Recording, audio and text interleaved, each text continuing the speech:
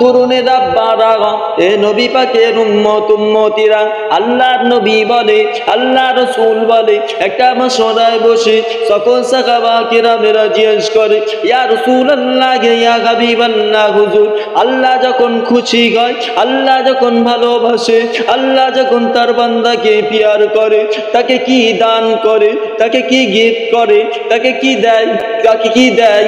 এ বসিরহাটের নওজোয়ান তরুণেরা, এ কলিজার মালিকেরা, কান খাড়া করে শুনে রাখো, আল্লাহ রাব্বুল আলামিনের রাসূল বলে, আল্লাহ যখন খুশি হয়ে যায় তার বান্দার প্রতি, মাইয়ুরিদিল্লাহু বিহি খায়রান ইউফাক্কিহু ফিদ্দীন ওয়া ইন্নামা আনা কাসিব ওয়াল্লাহু ইউতি।